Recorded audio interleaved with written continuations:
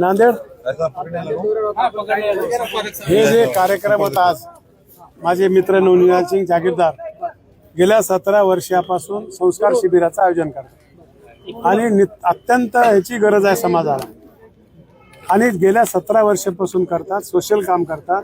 कसल्याही प्रकारचा सरकारचा निधी नाही. आपली जबाबदारी म्हणून आज समाजाला ज्या संस्काराची गरज आहे, चांगल्या नागरिकाची गरज आहे, त्यांना 3 दिवसाचं ट्रेनिंग देतात. ज्या ज्या क्षेत्रामध्ये एक्सपर्ट मान्यवर आहेत त्यांना बोलून घेऊन पालकाला आणि विद्यार्थ्याला मार्गदर्शन करतात.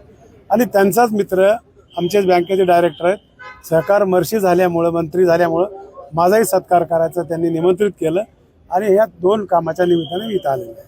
साहेब, किरीट सोमय्या यांनी भुंग्याच्या विरोधात आंदोलन केले. खरं तर ते भाजपाचे नेते आहेत, म्हणजे सत्ताधारी नेत्यांनाच आंदोलन करावं लागतं. असं काही नाही आहे, असं काय करायची गरज नाही. कोर्टाने मागे सांगितलेलं आहे सगळ्याला. आत्ताच मी सांगितलं की नियमाचं पालन आपण करावं. बाबासाहेब आंबेडकरांनी जी घटना दिलेली आहे त्या घटनेप्रमाणे प्रत्येक माणसाचं कर्तव्य आहे. सगळे कायद्यानं राज्य चालत नाही. मानसिकताच माणसाची बदलली पाहिजे की मी काम करत असताना, मी गाडी चालवत असताना, मला काही करत असताना माझा त्रास दुसऱ्याला होणार नाही ही खबरदारी आपण घ्यायची आहे. मग असे अनेक पक्षामध्ये काही लोक असतात 4-2.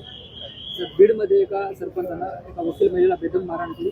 बीडमध्ये सातत्यानं असं घटना घडतात. पालकमंत्री अजितदादा आहेत. ते काय असेल मला त्याच्याबद्दल माहिती नाही. आणि असं होत असेल तर आम्हाला समाजाला जागृती करावं लागेल. असं करता येणार नाही. बीडमध्ये काल कार्यक्रम होता. धस आणि मुंडे एकाच व्यासपीठावर येणार होते, पण सार्वजनिक कार्यक्रमात मुंडे खूप टाळत आहेत यायला. काय कारण वाटत आहे? आपल्याला वाटतंय आधी तुम्ही समजून घ्या. त्यांची तब्येत ठीक नाही, त्यांना पॅरालिसिस झालाय, बोलताही नाही गेले, डोळे देखील वाकडे झाले. आपण दुसरंच बघतो. हां, काय कारण नाही. आता आमच्या मिटिंगला वगैरे मुंबईला घेतात ना. म्हणजे फॅशन शो मध्ये पण दिसले होते मुंडे साहेब.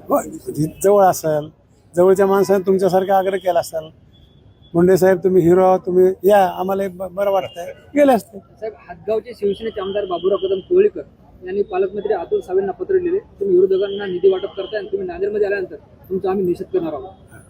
बघा कसं आहे, ज्यांना पक्षामध्ये आहे त्यांनी पक्षाचे जे काही धोरण आहेत. मी इथं आलोय, माझे अध्यक्ष इथं आहेत.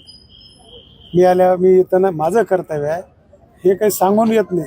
कार्यकर्त्यामधून जर माणूस नेता झाला तर कार्यकर्त्याचं दुःख नेत्याला कळतंय. मी आता आमच्या अध्यक्षाला सांगितलंय की मी नांदेडमध्ये उलालोय ह्या कार्यक्रमाला. तो का ते बिचारे येऊन थांबलेत काय.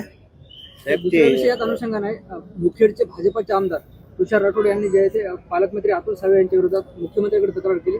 त्यांनी 725 कोटी रुपयाचा निधी परस्पर जे आहे ते मंजूर केलाय आणि मुख्यमंत्र्यांनी त्या स्थगिती दिली.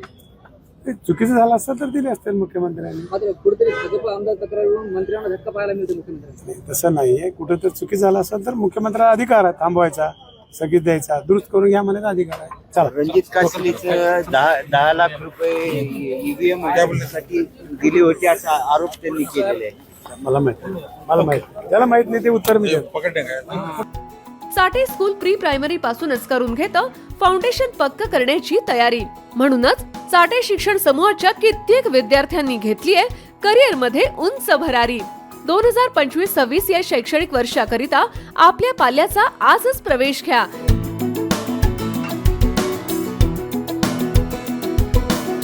प्रवेशासाठी पत्ता Shri park society, Balaji hospital समोर, खराडी बायपास, पुणे 14. संपर्क क्रमांक 9372619453 किंवा 9372619483 किंवा 9372619484. फाउंडेशन उत्तम, प्रगती सर्वोत्तम. साठे फाउंडेशन, नो टेन्शन.